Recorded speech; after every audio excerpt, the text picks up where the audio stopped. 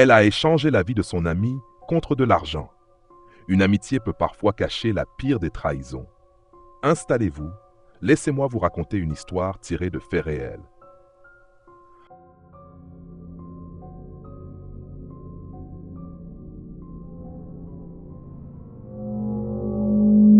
La ville de Yaoundé au Cameroun vibrait sous la chaleur moite de la fin d'après-midi.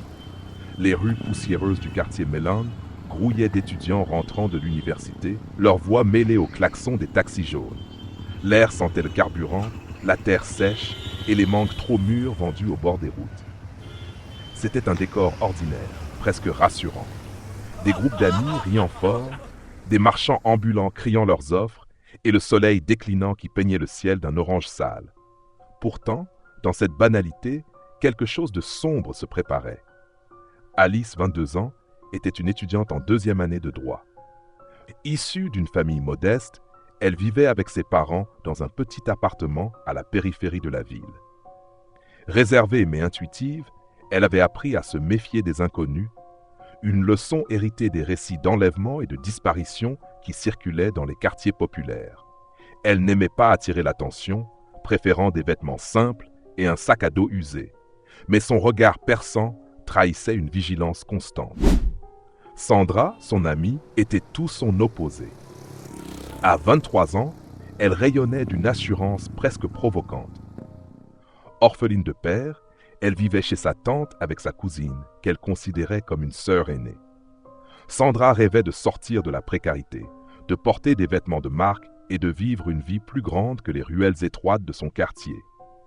Elle n'hésitait pas à flirter avec les hommes riches qu'elle croisait, espérant qu'un jour, l'un d'eux l'emmènerait loin de sa réalité. Les 2 jeunes femmes faisaient partie d'un groupe d'amis qui se réunissaient après les cours pour rire et discuter. Mais c'était avec Sandra qu'Alice rentrait souvent, leur maison étant proche. Leur amitié, bien que sincère, était fragile, entachée par les différences de leurs ambitions et de leurs valeurs. Un soir, après une longue journée de cours, Alice et Sandra prirent le raccourci habituel à travers le terrain vague près du CHU de Yaoundé. Le sentier, bordé de hautes herbes et de détritus, était bien connu des étudiants fauchés qui voulaient éviter les embouteillés. Les 2 amis plaisantaient, leur rire résonnant dans l'air tiède quand une voiture ralentit à leur hauteur. Une grosse berline noire, vitre teintée, luisante comme un scarabée sous le soleil couchant. Un frisson parcourut Alice, bien qu'elle ne sût pas pourquoi. Un homme en descendit. Il était âgé, peut-être la cinquantaine, mais son allure était soignée, presque trop parfaite. Ses cheveux et sa barbe, d'un blanc éclatant, contrastaient avec sa peau lisse, presque brillante, comme polie par une vie d'opulence. Il portait un costume sombre, incongru dans la chaleur, et une odeur de cigarette coûteuse flottait autour de lui.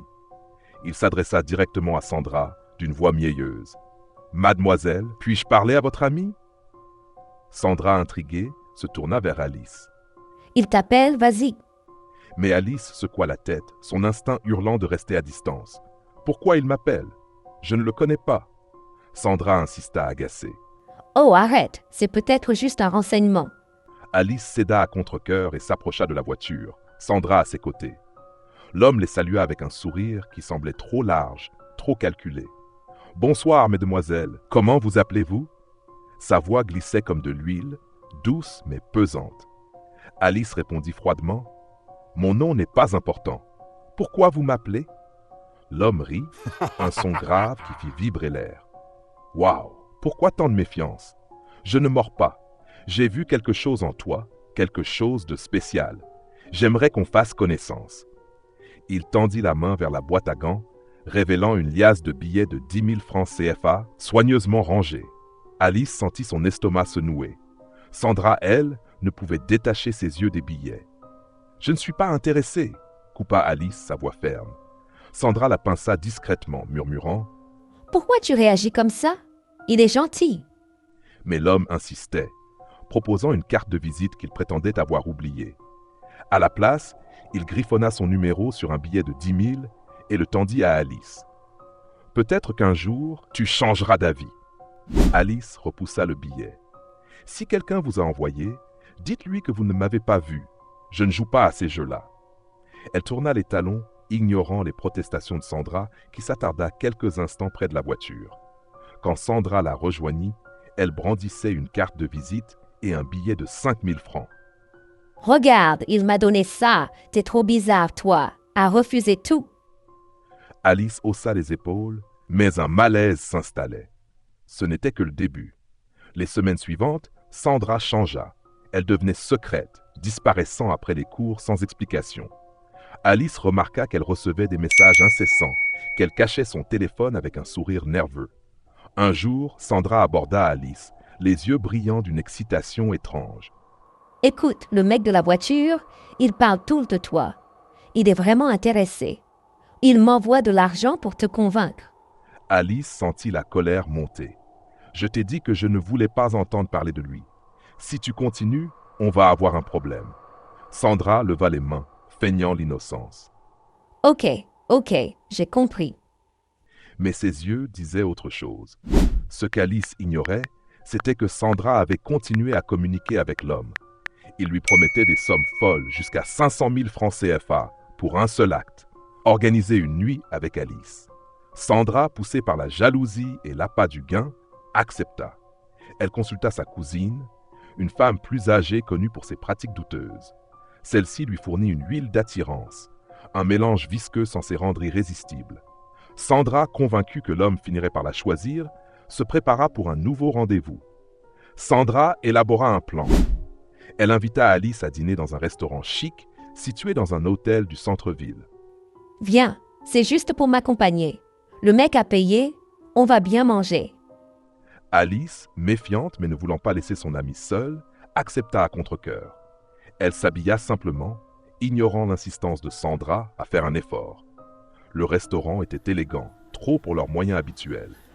Les lustres diffusaient une lumière tamisée et l'odeur de viande grillée se mêlait à celle du vin coûteux. Sandra commanda à manger et à boire, insistant pour qu'Alice prenne un cocktail. Détends-toi, c'est gratuit. Mais à peine Alice eut-elle pris une gorgée qu'un vertige la saisit. Sa vision se troubla, son cœur s'accéléra. Quelque chose n'allait pas. Je me sens mal, murmura-t-elle. Sandra, paniquée, tenta de la retenir. Attends, ça va passer. Mais un sixième sens hurlait à Alice de partir. Elle simula un appel urgent de sa mère, prétextant une urgence familiale. « Ma mère m'appelle, je dois rentrer. » Sandra, furieuse, tenta de la convaincre de rester, mais Alice tituba jusqu'à la sortie, l'air frais de la nuit la frappant comme une gifle. Dehors, elle s'effondra, vomissant sur le trottoir. Un passant, un jeune homme nommé Paul, la vit et s'arrêta. « Ça va? Tu es seule ?» Il l'aida à se relever, alarmée par son état. Alice, à peine consciente, murmura qu'elle devait rentrer. Paul, sentant que quelque chose clochait, l'emmena à une clinique à proximité. À la clinique, les médecins confirmèrent qu'Alice avait été droguée.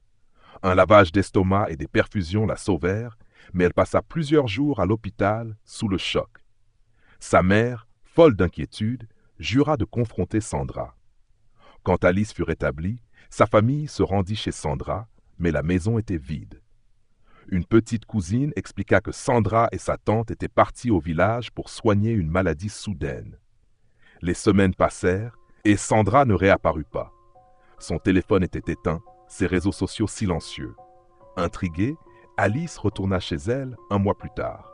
Là, elle croisa la cousine de Sandra, qui, rongée par la culpabilité, lui révéla tout. Sandra avait tenté de séduire l'homme à la voiture noire, espérant le détourner d'Alice. Lors d'une rencontre à l'hôtel, après l'échec de leur plan, l'homme l'avait convaincue de rester. Ce qui s'était passé ensuite était flou, mais Sandra était revenue changée, se vantant d'une expérience hors du commun. Quelques jours plus tard, elle s'était plainte de douleurs atroces. Sa vulve enflait, sa santé déclinait. À l'hôpital, les médecins diagnostiquèrent un cancer de l'utérus, fulgurant et inexplicable. Sandra fut opérée, son utérus retiré, mais elle ne fut plus jamais la même. De jeune femme pleine de vie, elle devint une ombre, incapable d'avoir des enfants, brisée physiquement et mentalement. Certains murmuraient que l'homme à la voiture noire n'était pas humain, que son contact portait malheur. D'autres disaient qu'il était un prédateur, un monstre qui collectionnait les âmes. Alice, choquée mais compatissante, pardonna à Sandra. « Je veux qu'elle guérisse, dit-elle à sa cousine. Mais au fond d'elle, une question persistait. Qui était cet homme et pourquoi l'avait-il choisi? Méfiez-vous des promesses trop belles, car certaines dettes se paient avec l'âme. Merci d'avoir suivi cette histoire basée sur des faits réels. Et vous, qu'auriez-vous fait à la place d'Alice? N'oubliez pas de vous abonner, de liker et de partager. À la prochaine pour une nouvelle histoire.